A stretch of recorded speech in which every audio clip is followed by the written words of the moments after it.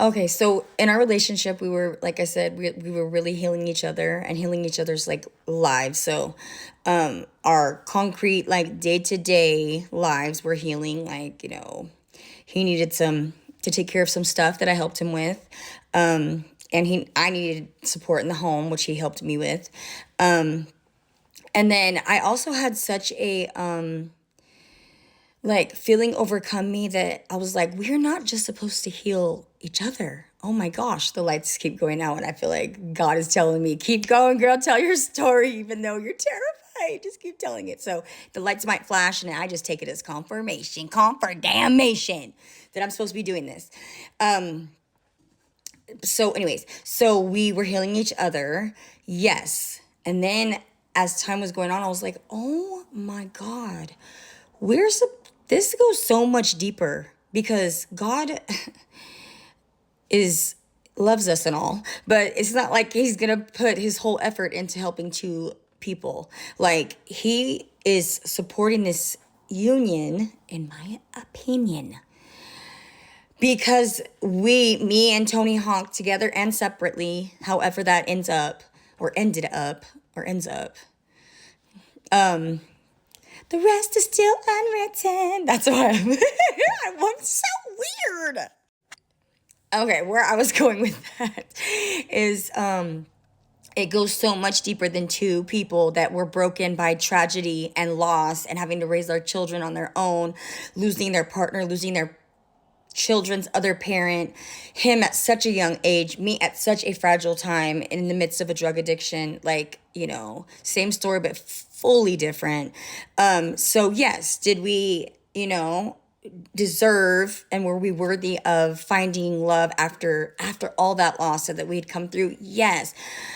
But again, I'm growing and growing and learning and reading and figuring stuff out, and I'm praying and I'm meditating, and I'm like, oh my God, this goes so much deeper. Like my baby doesn't have a father alive, right?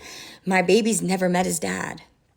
My baby needs that wound dealt with. He doesn't know any better now, but there's a wound there when you don't have your parent. And you always wonder, right?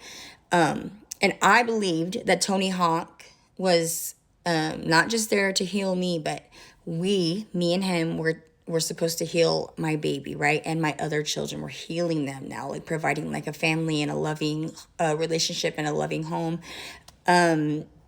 modeling, a good relationship in front of these people, even modeling good friendship, because like him coming back in the first place saying like, what can I do? How can I help you? Do you need any support out here? Like that is like a lifelong friendship that just kept getting stimulated. Like we care about each other. So those are all great lessons to teach your kids. But he also had a child that needed some healing. He has a daughter that lives in another state. Okay. So that relationship between them really needed some healing, right? Some communication and just that bridge to be built again, like some more effort on his part for sure, and some more love and attention for her. And I fostered that so much. I was like, we gotta give her a call. He also really wanted to do this. Like, I don't want it to come off like he was like, fine. Like, no, he was so excited to be part of his daughter's life in a more present way.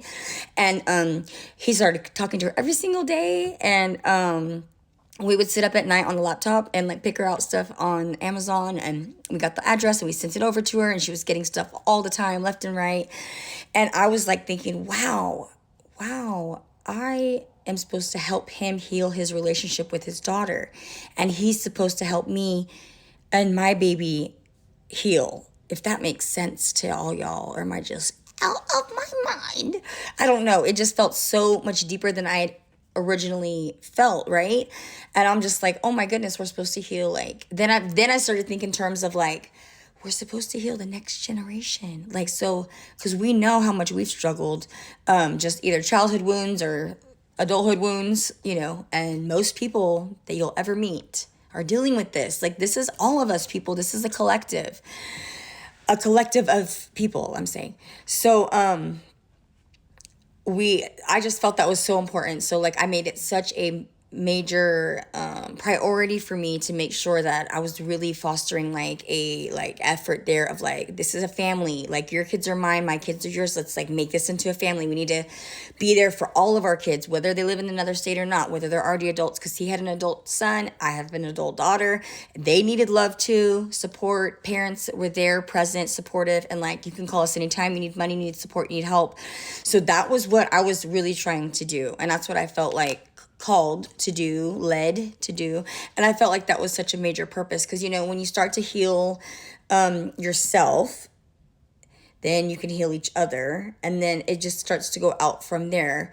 Again, then our kids, so there's 6 kids between us, and then even farther out because one of his kids has kids, you know what I'm saying? So then like people become healed and more in a more stable environment, in a more like solid, God loving, God focused, just good environment is, I guess, what I'm trying to say. And that is really how I felt called in within our relationship as I started that healing. So I really wanted to mention that because I thought that was such a big important deal, and I was on a mission. I was like, we got to get you out there to see your daughter, to where she lives. It's very far. And then we were able to make that happen. So he was able to reunite with her. So I was so proud of him and so excited, and just healing those relationships with the parent is like, I don't know, such a big deal. Anyway, that's what I think anyway. So that made me really happy to be able to do that while we were together.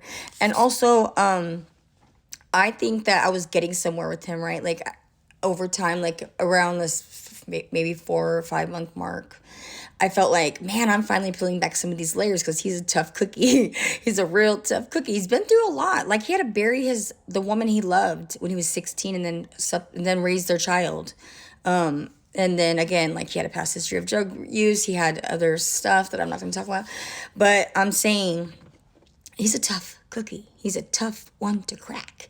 But I'm, again, relentless. Remember?